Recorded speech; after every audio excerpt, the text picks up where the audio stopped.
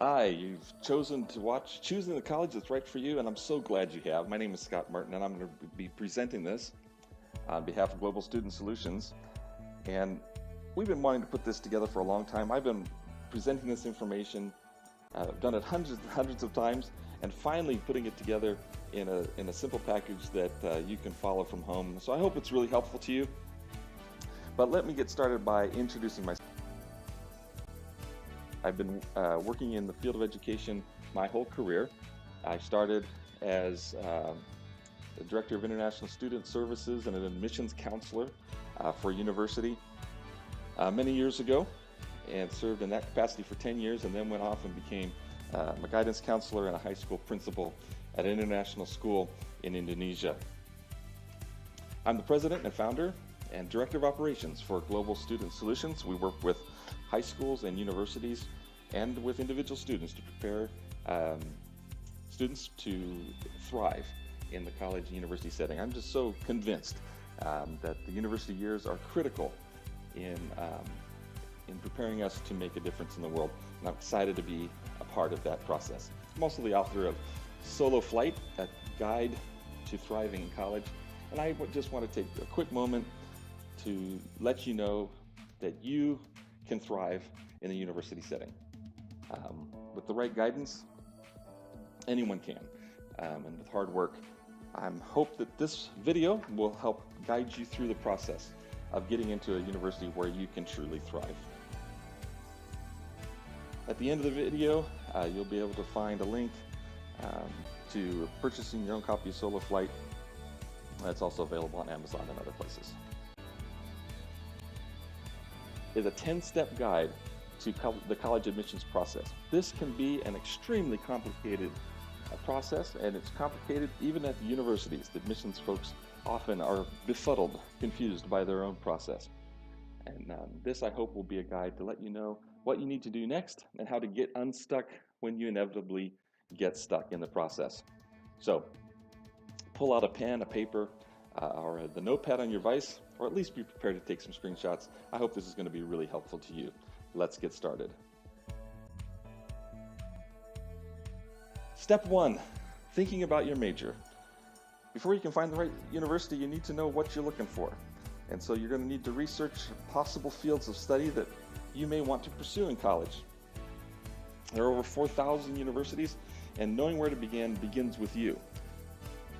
Now, when you get started, it's going to be perfectly fine and sometimes even advisable to be undeclared or be still trying to decide. But you'll want to at least be able to narrow it down in such a way that you'll be at a school where when you change to a different major, they have the major that you're wanting to change to. Choosing possible majors, here are a few questions you may want to ask yourself. What are some of your favorite classes in high school and secondary school? What are your hobbies? What are your favorite extracurricular activities? What do career and personality assessment tests usually suggest about you? College Board, Princeton Review are just among the places where you can learn about yourself.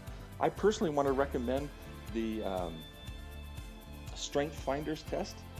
It's just one of many assessments, but I find that the information in Strength Finders helps you understand what you're good at and what you have natural talents in and what could be developed into strengths. And that can really lead you in a good direction in terms of what you want to do with your career. What is it that you love doing? Where do you see yourself the rest of your life? A great visual exercise, and one that my mom taught me how to do, was just to close my eyes and envision myself at work. What does that look like? Even what am I wearing? Look around the scene around you at work and what kind of environment is in. And then that will really help you to see what maybe the steps are you need to take to get into that work environment. Step 2. See, this isn't so bad. So step 2, you got to make what degrees are offered at the school, social life. Oh my goodness, this is going to be overwhelming, isn't it? You're looking for fit. It has a lot of different components. We're going to look at all of those. But we're just break them down. There's an old African proverb that goes something like, how do you eat an elephant? And the answer to that question is one bite at a time. To begin your search for a university, you're going to look at the university type. And for many of you, this may be the first time you've heard about type, but it makes a big difference. If the type of school that you choose is different than the type of experience that you were wanting to have, it can lead to a great deal of disappointment and discontentment, and that can really get in the way of your thriving. So, look at the type of school, and just some of the types are public versus private. Public is owned by the government, intended and funded by the government. Private is not. Profit or for-profit or not-for-profit, whether the purpose of the university is to provide the education or to make money, makes a difference. Whether it's vocational or has some kind of specialization, whether it offers 2-year programs or 4-year programs, whether it offers you the liberal arts, which is the intent to make you a better person, or the better version of yourself or not, are all important criteria in looking. You want to look at the kind of degrees offered. That's one of the reasons you search yourself, to kind of see what type of degrees would prepare you for what you want to do. And if the university doesn't offer those degrees, it's probably not a very good fit for you.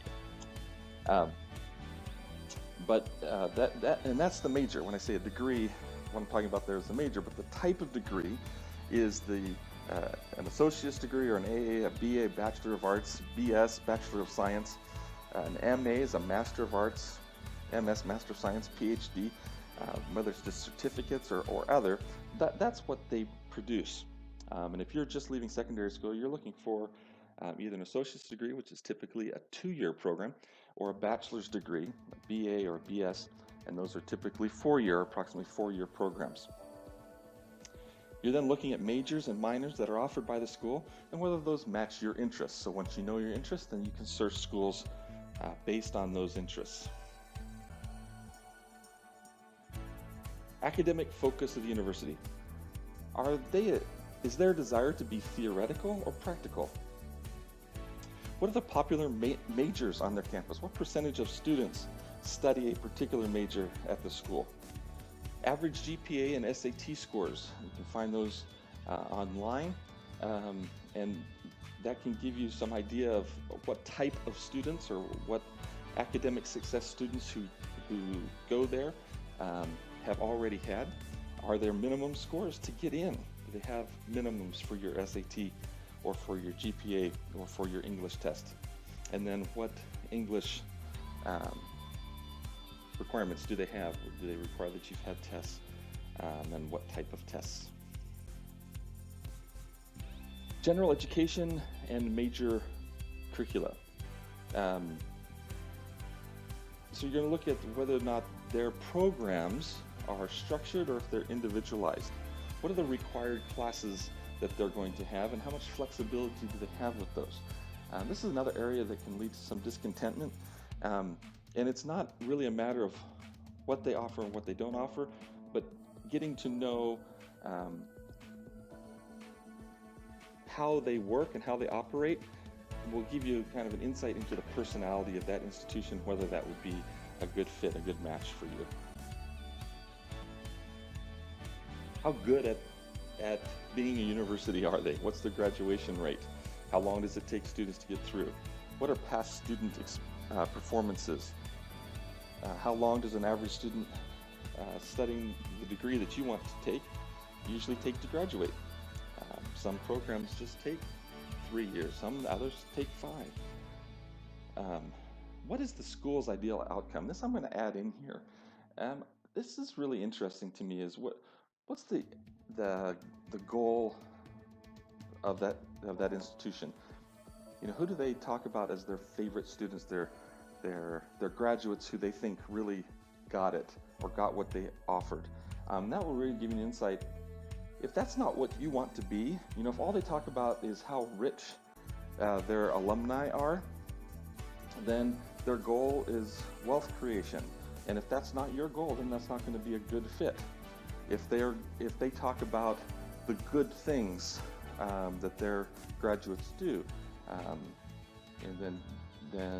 and your goal is to be a good person, a good citizen, then that might be a better fit for you, and so on. So look at their ideal outcome.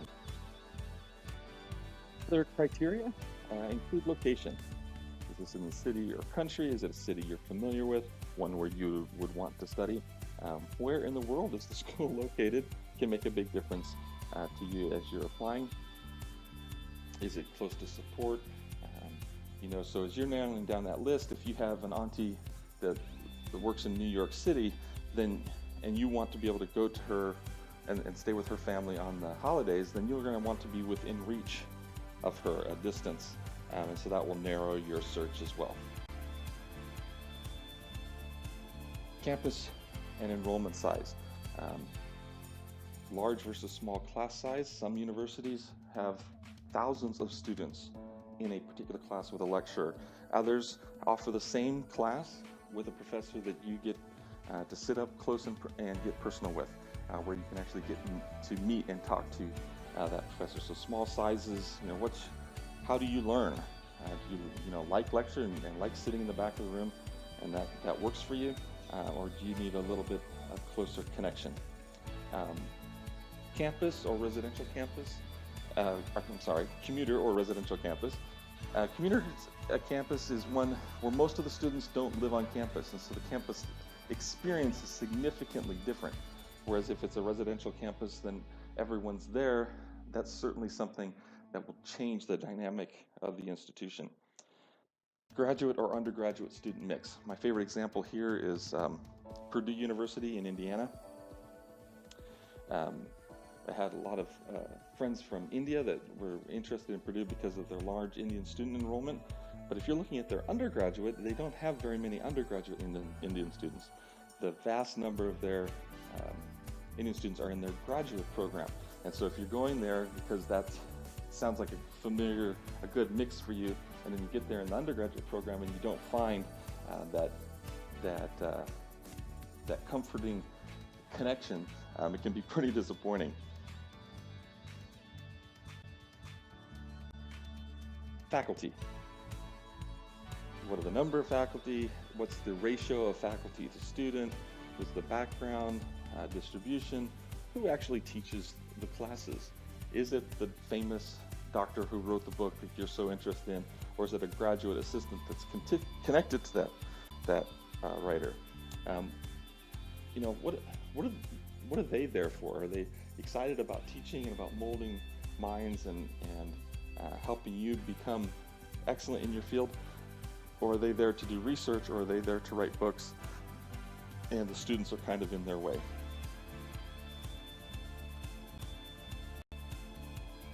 The campus quality and reputation, national rankings, this is all additional information that's helpful. Alumni advice, their sports team performances are all things that may be important to you. They may not be that important. I do want to caution that campus reputation is highly subjective, and while it is involved in national rankings, this shouldn't be the ultimate priority. If a school is a really good fit and they also happen to be highly ranked, then that can be a bragging point for you and as you talk about your school. But in terms of your search of school, I wouldn't give this a lot more weight than the other criteria, as it can be. It's more complex as you're seeing from all of what we're pulling together here. Graphic location, and some of this is distance from your home country. How many flights does it take to actually get there? Also, the climate can be a big difference. Again, you're going to be studying, so most of your time is going to be spent in libraries and in study places. But if you are repulsed by snow, going to a place where you're going to spend half of your time in snow-covered area might not be a good fit. But if you think that sounds kind of neat, then you might want to make sure that you go a place where you're at least going to see some occasional snow. If seeing beautiful sunrises is important, or being among the mountains, or there being kind of a park-like setting, all of those things are characteristics of that geographic location, and are worth thinking about. Again, none of these individually is the reason you're going to choose a college, but it's the collective experience, and all of these play into that criteria. I mentioned in and out of state because some schools are very much intended to be domestic programs for local students, and while they may admit international students, they may not have very good services, and the experience for you may find that the students are kind of limited in their worldview, and you may be kind of the only international person they've ever met or gotten to know. And you may find that as a result, it's a lot more expensive than they even publicize because they have different rates for in and out of state. The campus and community setting, so seeing the campus, and then go on Google Maps and see what's around campus, get a feel for what that experience might be, use your imagination.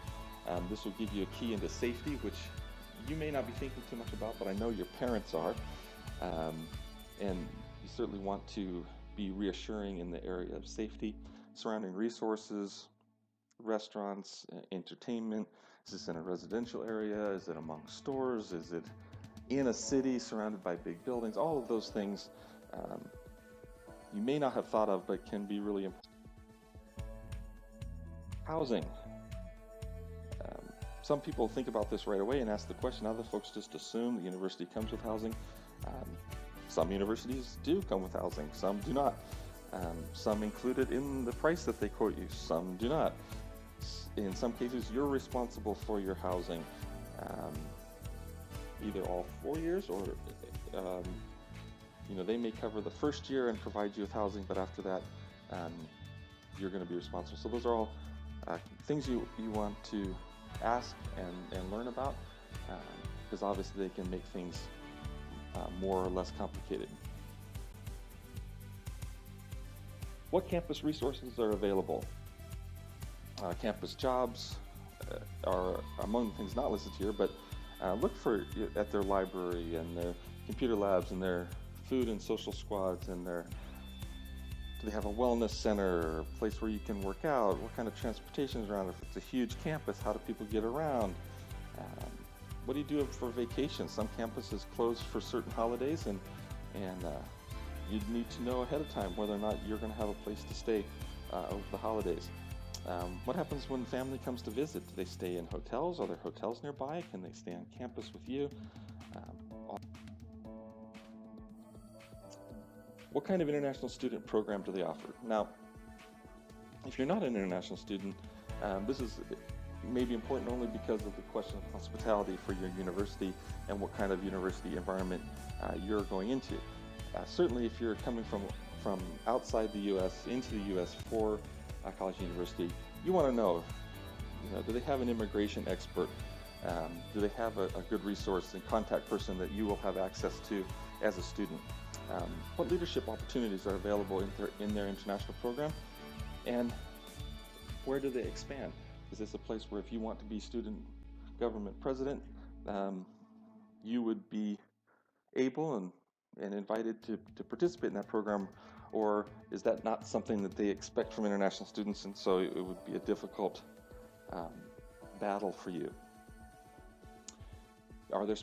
Is there a special orientation? What about early arrival? If your flights don't match up with their arrival date, how do you sort that out? Airport transportation, student association, social programming, additional fees are all things that you'll want to have included in your research of that university. Extracurricular activities. Studying is not all you do, so extracurricular includes things like sports and creative arts, clubs and student organizations. What is it? How do students occupy themselves? How do they develop? They're a well-rounded person. Is that something that's assisted at the university, or something that you're going to have to do on your own? If sports have been a big deal for you in high school or secondary school, then whether you go as a fan of their sports program, or you're looking to get scholarship, or you're just looking to participate in competitive environment, you'll need to know about their sports program and see what kind of program they have, or maybe just looking at their intramural program and saying, I played high school basketball, I don't think I'm going to play in college, but I sure like to continue to play for fun. That's all part of your research. The social life of students. What do students do when they're not studying? You can't study all the time, so then what's life like for a student at that university? And among the things that are involved in that social life are things like sororities and fraternities, student involvement, school pride. I think is a really healthy indicator of what kind of experience is happening at that school. If there's no school pride, if you look at the pictures from the university and nobody's wearing a university T-shirt or sweatshirt, then that may be an indication that folks aren't having an experience there that they want to advertise or socialize or celebrate. What do students do on the weekends? Are there interest clubs, student activity center, coffee house are just among the many, many characteristics of social life that you'll want to explore a little bit. Cost. How do they break down at that university? Make sure that all of these characteristics are included when you're trying to assess the cost. If financial aid is important, then figuring out how to apply for it will be critical. What types of things are available, whether it's scholarships, grants, loans. I will say that for international students, the loan program is typically something that you need to get in your home country. It's not typically, unless you have a family member living in the United States, it's not something that you can typically get from the school or from other forms of service. So knowing that beforehand is important. There's a few more. And there's hundreds of characteristics, and the ones that are most important to you are the ones that you're going to make sure that you keep track of for each of the schools as you do your research. But other characteristics that can be important are religious affiliation, historically black colleges, universities, gender specific, and student body diversity. In the area of religious affiliation, I want to say that there are most colleges and universities in the United States, private ones for sure, began with a link to with some kind of religious affiliation. Some of those links are historical, some of them are practical, and some of them are I'm not sure the right word to use here, but some of them are integral. In other words, if you're not a part of their affiliation, then it could lead to some unpleasant conflict in your experience. Others have a strong affiliation, but participation in their program is not based on that association. So let me give this example from a Christian school.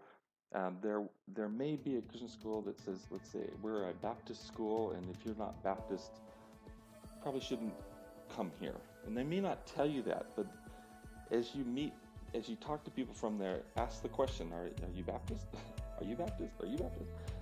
To see if, because if you're not, it may not be a good fit. If you are, it may give you access to a lot of scholarship money, or other opportunities that are available to you because of your affiliation. So just know that there's a huge difference even among those that have a religious affiliation.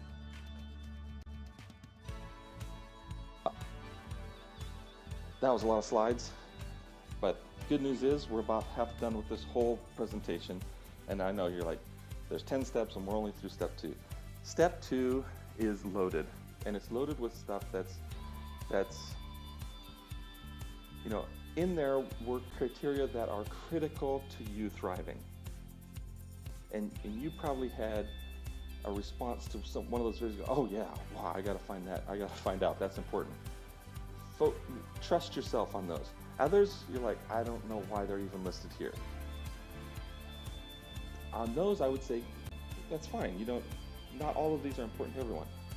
If you haven't thought about it at all, at least ask the question, because you may find in the process, at least the students I've worked at, I've often found that it's one of those that's like, yeah, I didn't think about that being important or why that's important. At least figure out why it's important to some students before you completely rule it out. All right, now, pause the video, get up, walk around a little bit, and then come back and we'll continue the presentation and close this out in the second half. All right, ready? So am I. Let's go. As you're doing your basic research and as you're exploring characteristics of school, you start reading about schools to help understand those characteristics, and you begin to make this long list. You begin compiling a list of schools that that fulfill the criteria that are most important to you in step 2. So you may have gathered some names in this process already, and then you're going to start adding to that. You're going to start asking friends and relatives and teachers and advisors about schools to add to your list. This list isn't final, right? You don't have to know everything about a school to add it to the list. This is your long list. You can add any school to this you want. Somebody says, oh, you should really go to school such and such because that's where I went. You maybe shouldn't go to that school, but add it to the list because they may have seen something that they thought was a good characteristics and would be a really good fit. Or they may have just been promoting their school because they liked it. Either way, it's worth adding it to this long list. The more options at this point, really the better. See, this is so much better. We're already on step 4 and we're just moving right along. So step 4, learn more about your long list of campuses. Start doing research. You're just going to start investigating them. Look them up, visit their website, find their college catalog, do a campus visit if that's possible. Go to College Board and read the profile of schools. I find that I can often check schools off fairly quickly as you start going through. You're just like, yeah, that sounds terrible, or hey, that's pretty neat. Let's keep that on the list. So you're just going to start researching. Some of your research will be involved because they'll stay on your list longer, and you're not looking to get them off the list. You're just looking to gain more information. And if certain criteria is important, start to fill that data in and start to make this. I've seen some students with this really cool spreadsheet where they put their long list on a spreadsheet and the most important criteria across the top, and they start filling in what schools meet their criteria because that will help them narrow that list down as they go. Research continues. There's so much research, folks. This is the hard work, but it's what it takes to find a good fit, and finding a good fit it could make or break your university experience. So use the tools that are around you. Talk to your high school counselor or campus advisors. Talk to admissions office. The college board, college profiles are so helpful in looking at universities. There's matchmaker programs. There's lots and lots of websites. Find one that you're just comfortable with, and this research is going to go on and on.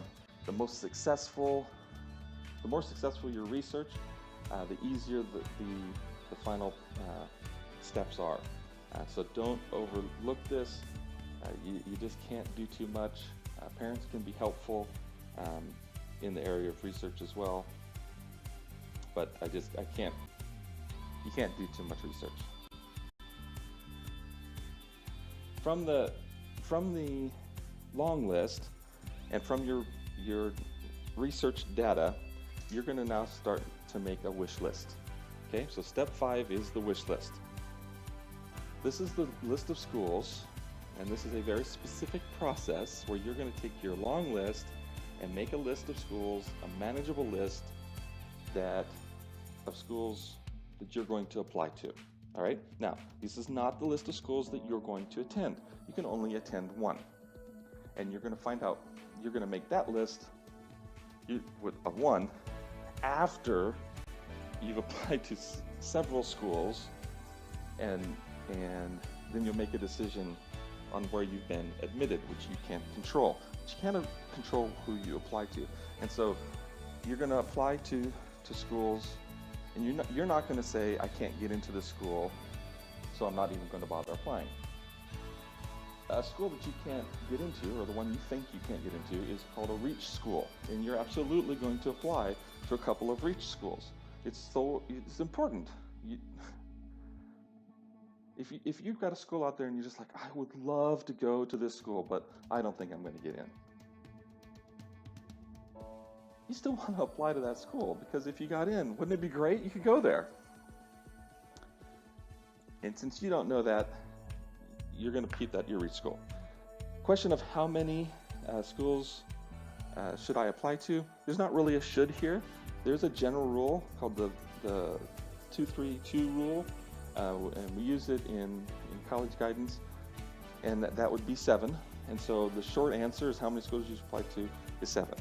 In more recent days, because the process has gotten far more and more complicated, and schools have become more and more unpredictable, you may need a few more than that on your list. It's really how much the resources. It's expensive to apply to schools, and so the resources, how much money you have affects how many schools you apply to, and just how much time you have to fill out the applications and the process. So that is more of a characteristic, but in terms of just the generic answer is the 323. And let me get 3. It'd be 2 reach schools, 3 fit schools, and 2 safety schools. And let me just explain what those are real quick. A reach school I explained already. These are schools that you would just really, really love to get into, but you look at the SAT score and it's a little lower than most of the students that go there, or it's outside of your price range, or it typically requires something of their applicants that you don't have. Maybe you've heard that everybody that goes there has 5 AP scores of 5, and you don't have that. You don't even know what an AP is, maybe, or you just took 1 AP class.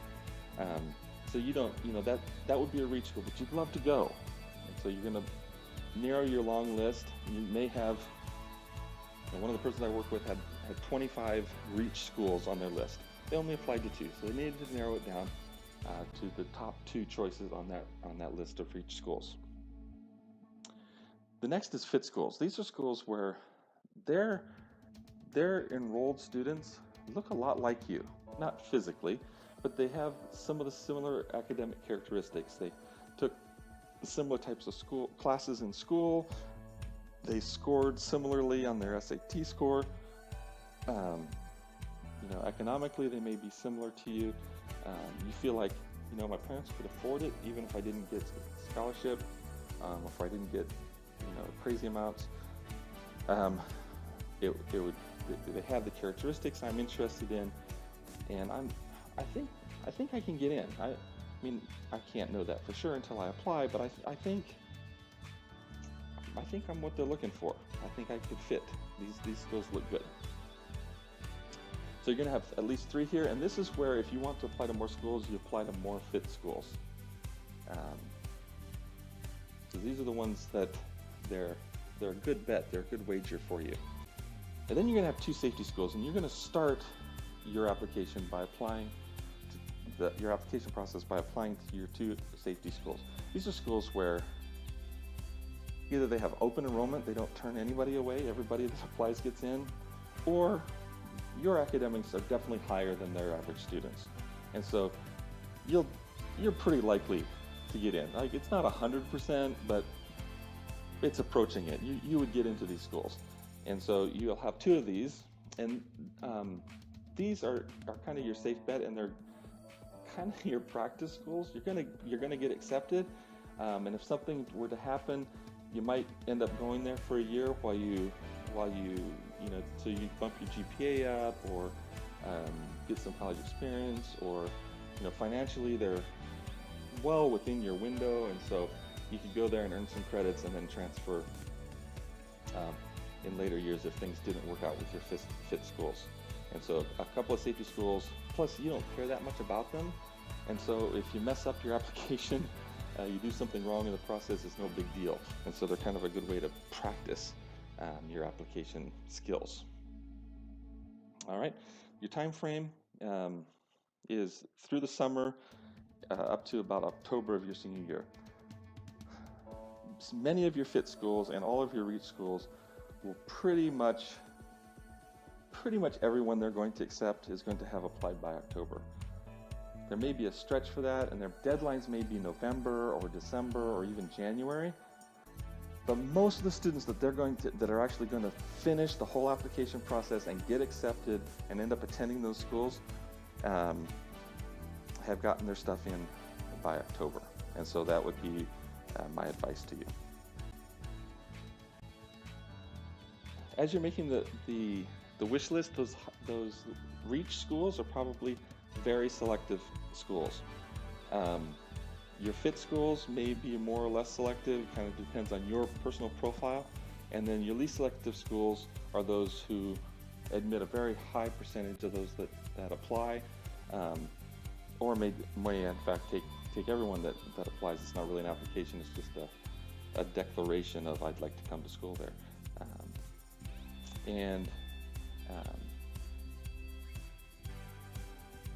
Yeah, so if you have more questions about that, definitely ask an expert. But campus selectivity can really help you determine whether a school is a fit or a reach. It's really important that you not just say, hey, I found a school I want to go to, help me get in there. It's not that simple. You can't externally control admission to university.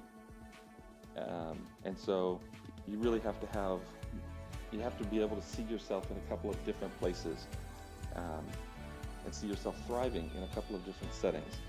That's an important part of this whole college admission process. Now, you're going to see tons of stuff online about community college and get a lot of recommendations about having a community college as one of your safety schools. That general reference has historically been aimed at domestic American students who are living in a community and they have a college in their town that has pretty much open enrollment, and being accepted there is an important safety net. For an international student, there are some schools, some community colleges that might be a good fit, particularly if you come from a high school setting where it's been difficult to articulate your uniqueness and why you should be admitted to a school. And so community college might be a way for you to earn some credit. It's also helpful if the finances are a major issue, because community college is significantly less expensive than the other universities. And so getting 2 years of credits at a community college, if they're transferable to the university you want to attend, can be really helpful. But make sure that you're getting good advice about the transferability of those credits. I've seen so many students just go all in the community college program and just say, I want to go to Stanford, but I'm going to go to community college for 2 years and then transfer to Stanford for 2 years. Well, if Stanford doesn't accept your credits from that community college, you just spent 2 years entertaining yourself, and you're still going to have to do 4 years at Stanford, so it didn't save you anything. So make sure that you find out about transferability of credits if that's your plan.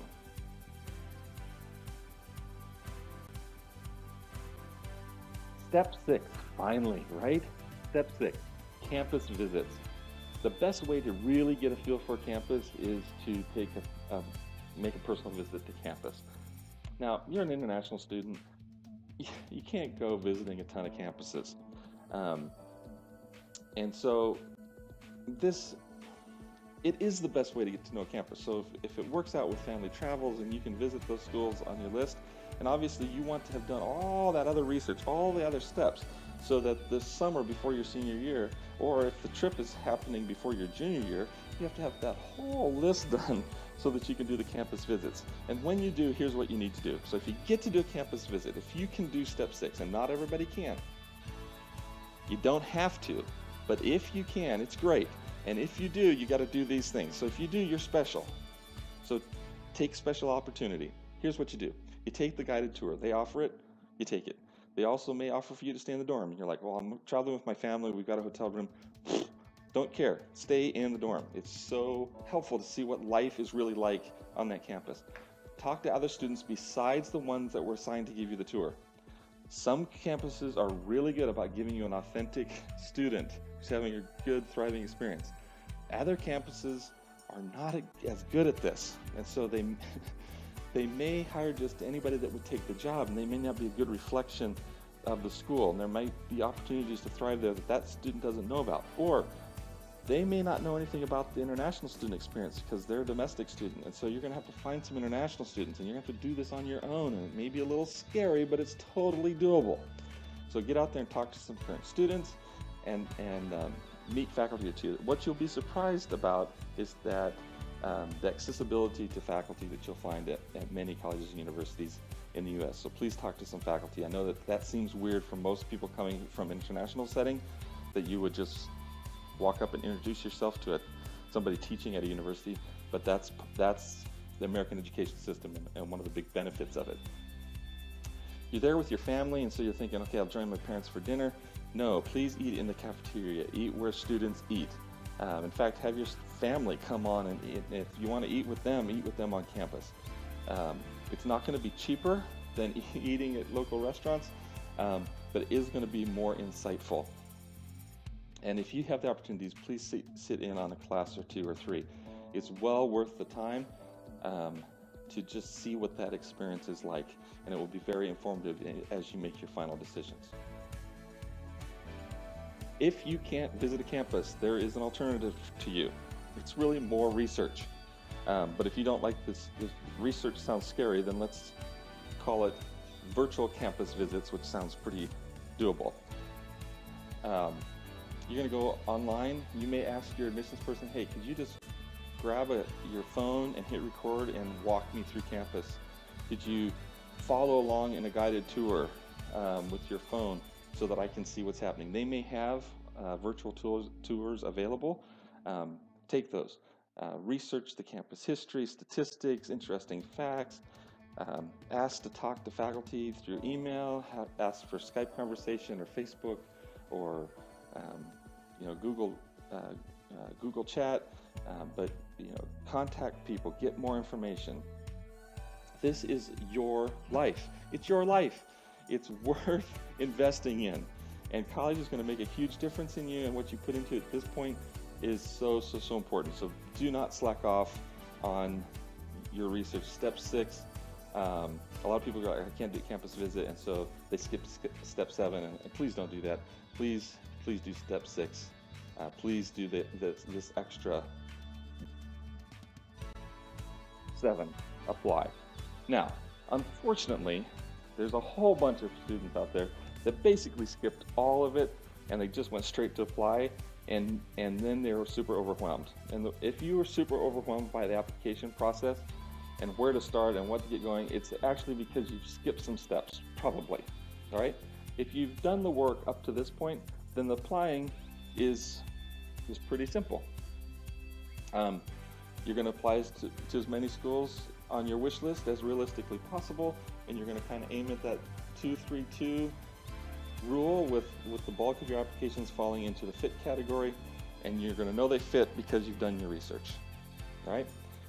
The common application deadlines are around November 15th, but like I said, most people who are going to attend the school have completed the process well into October. And private independent colleges vary extremely, anywhere from early October to open. And simply because a school is open doesn't mean you shouldn't have applied by October. But this application time, you're going to be continuing it through even sometimes into January, but you need to have the actual form that says application to. You can do that in the summer. Like, there's no reason to put that off.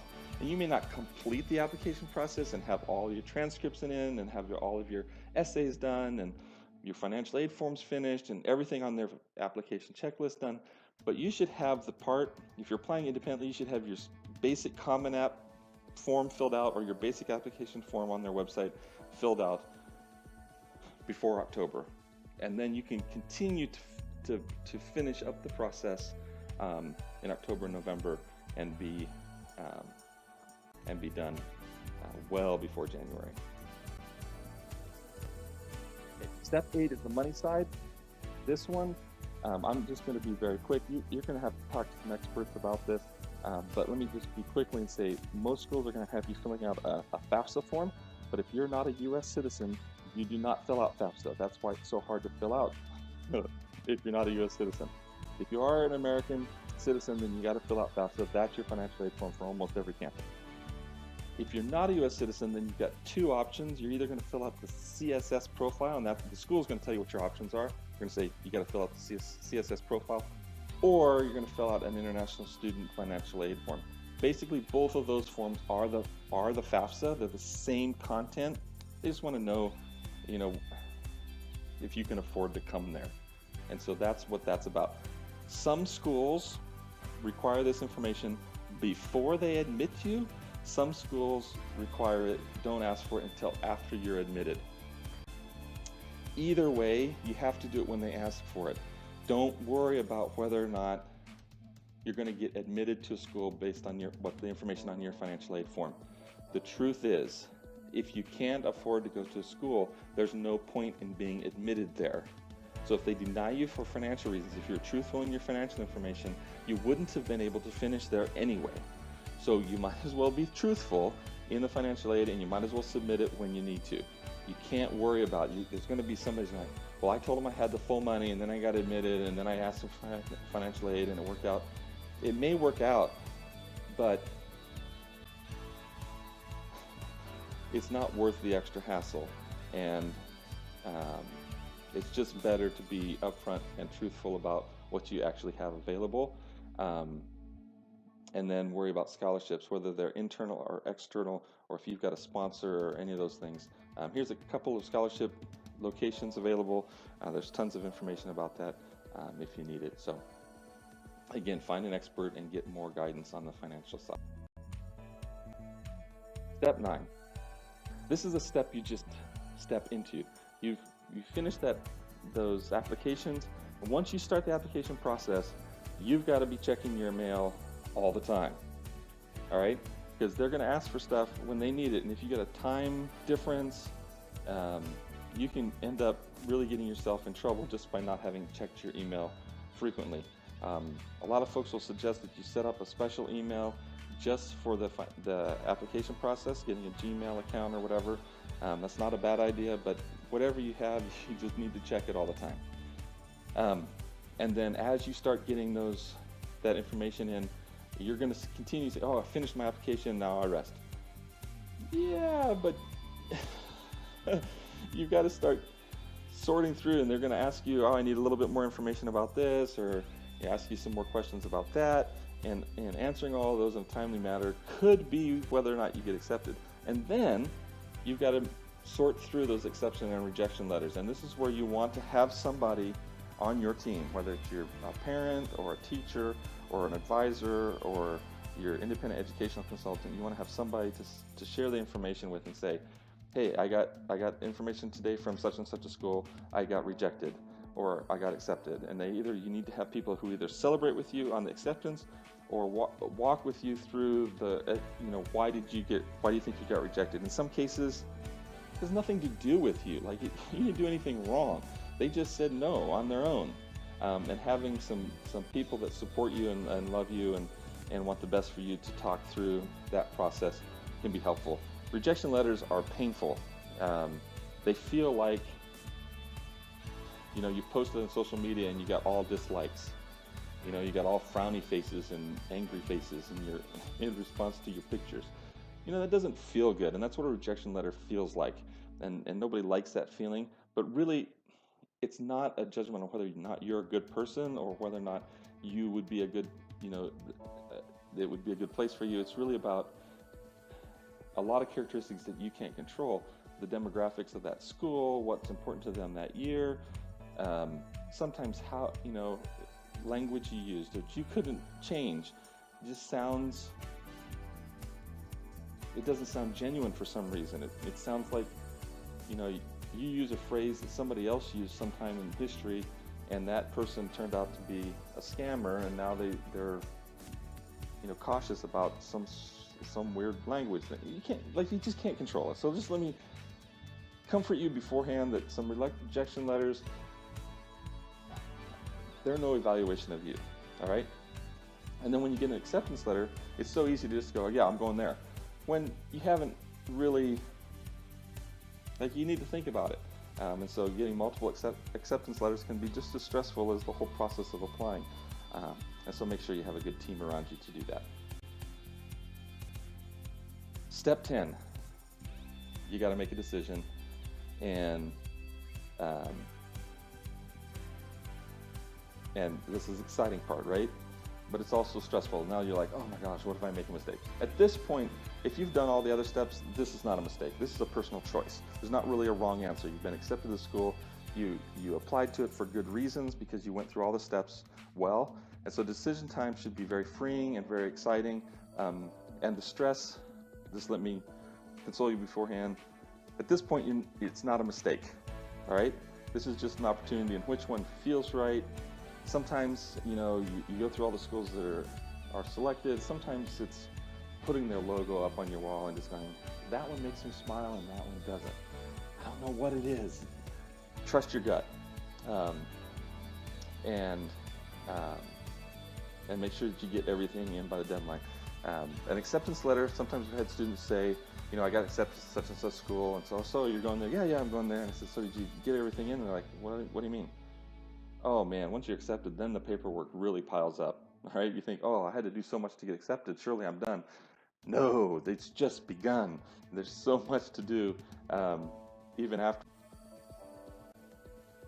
information and forms. You're gonna have orientations to sign up for, and they're gonna need paperwork. You gotta sign up for classes, and you may have to do meetings, and you may have to do meetings with faculty and stuff all before you get there. And then you've got a visa to get, and you've got to get forms for your visa, and you've got to make appointments and pay fees all just to get your student visa, and you've got placement exams or supplementary forms, and getting the finances sorted, and letters from the bank, and blah, blah, blah, blah, blah, blah, and prepayment, and all this stuff.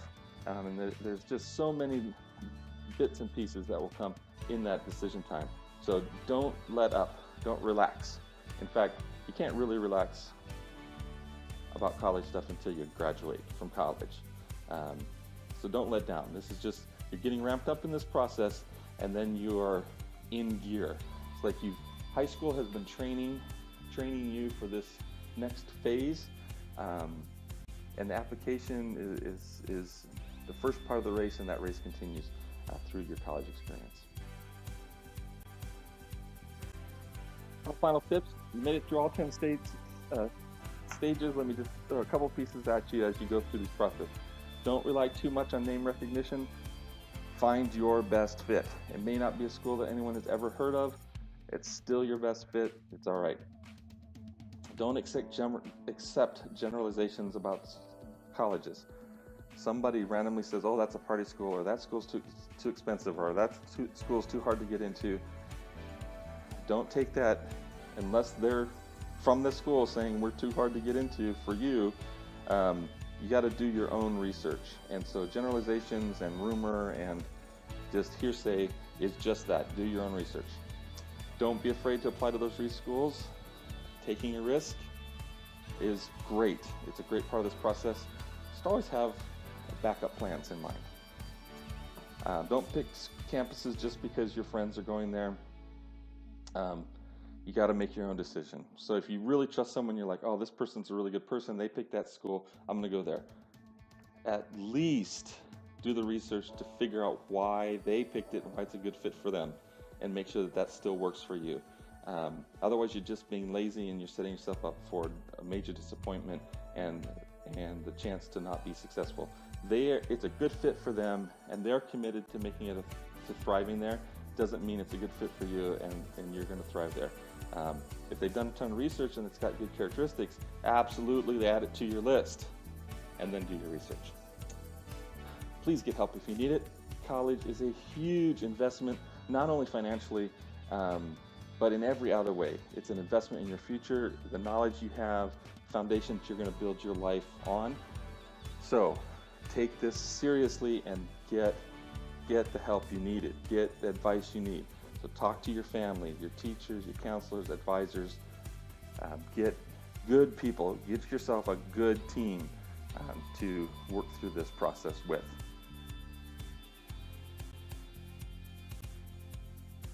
I've worked with hundreds of students from at least 46. If I just made that, I've just used that number because I could come up with 46 countries off the top of my head of students I've worked with. You don't need to do this alone. I can even help you. I'm only accepting a couple students at a time to personally work with through the process. But if you'd like to be considered in that number, I would love to work with you. If you've sat through this whole video, I know that you have what it takes to get into a school that's a great fit for you. And that's what I would like to help you do, to help you navigate that process. I'm not going to make the decision for you. I'm not going to get you in. But I would love to be a guide on that path. And so schedule an appointment to get started. You can do that on the page where you found this video. Down at the bottom there should be a way to book an appointment. And so I invite you to book that appointment.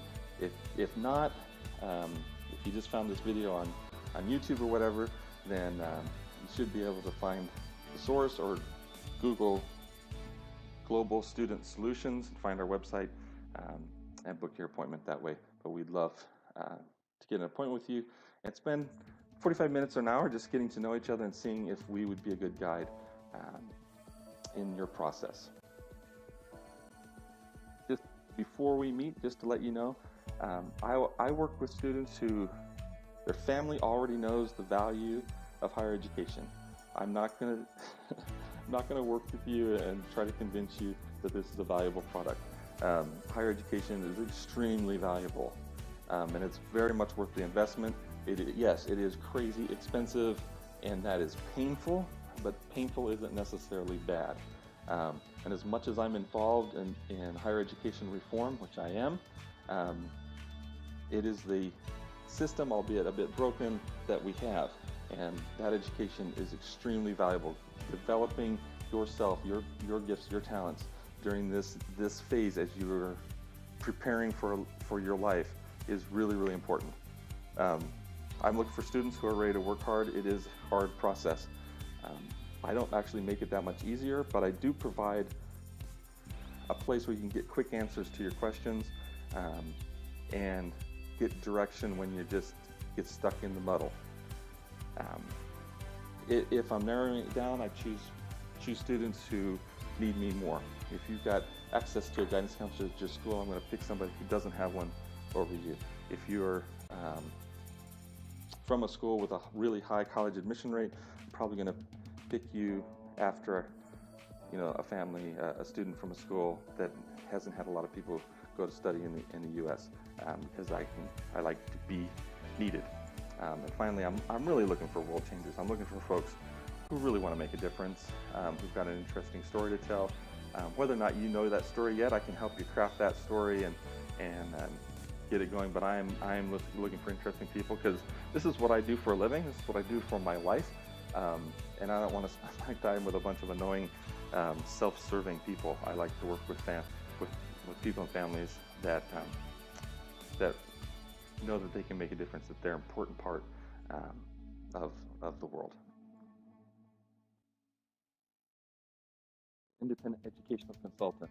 And you're like, I've never even heard of an independent educational consultant, and even in this video, this is the first or second time you've mentioned it. What is this? Well, about 22% of students entering private colleges and universities in the U.S. hired a consultant in 2015. This is a group of professionals like myself who come alongside students in this process and help them sort through the mountains and mountains and mountains of research data that come along the way. A place where you can ask questions about school, where you can ask questions about the form that you're filling out. A lot of my students will just send me a quick text message, say I'm working on this application or that application, and I don't know what they're asking here. And I can answer those questions. Having access to an educational consultant means that you're getting unfiltered information. So when you talk to the school, you'll get good information from the school, but obviously they're selling a product. They want you to go there. If you're talking to your friends, they have their own perspective, and that's not necessarily yours. And our job as a consultant or a counselor is to just work for you and look for the best fit for you. That's in our best interest. That's our job. And if you're wondering what that process costs, it varies a lot. According to the association, International Education Consultant Association, the average cost is between $3,000 and $10,000. That is what families pay for this service. I know some people that I'm familiar with, have fees that are a lot higher. Some start really low, and then you keep adding on and pay by the hour. And so there's a lot of different ways for that breakdown, but it's helpful to know kind of what the average is.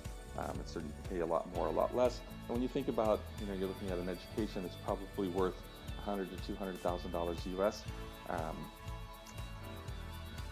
Paying a professional to get good advice before you make that huge investment is probably pretty wise. A lot of people ask me why I limit the number of students. Quite frankly, it's because I want to provide really good service. I really want my students to get a good fit. I like students. I like to build relationships with young people in this process, and there's just a limit to how many I can do that really good for. So I limit the number I work with. It allows me to make sure that I give a really good service to the students that I work with. So that's why I limit the number of students I work with. There's just a limited number of how many hours in a day I have, and so that is a limiting characteristic as well. But I've set aside some time over the next couple of weeks to do free consultations and to work with everybody that can sign up for free. And so that's time for you to get to know me and make an appointment, and we can answer the questions that you have, where you're at in the process. And this is kind of my way of connecting with a lot more students besides just the ones that I get to work with on a daily basis. And so I'm looking forward to these consultations. I hope they will be helpful to you, and they're very much enjoyable to me as I get to meet more students from around the world. So make sure you set an appointment. That link is below. It's called Book It is the button. Click that button and we'll give you a calendar, and you can sign up for whatever times are available, and we can get to know each other. Thanks so much for watching. I know that this has been a valuable hour of your time. I hope and have worked so that this content has been equally valuable. I said before that I'd let you know where you can get the book, and you'll find it actually probably where you saw this video. Below that, there should be a place to book an appointment with me, and below that there's a link to the book, and you can click there. That goes directly to Lulu, which is the original publisher, and it's set up so that you get the discount when you click it. So it's not much, but it's my gift to you, and my sincere appreciation for you taking the time. And I sincerely hope, whether or not you contact me, that you will do the work, find a great fit, and thrive in university. Good luck, and thanks for watching.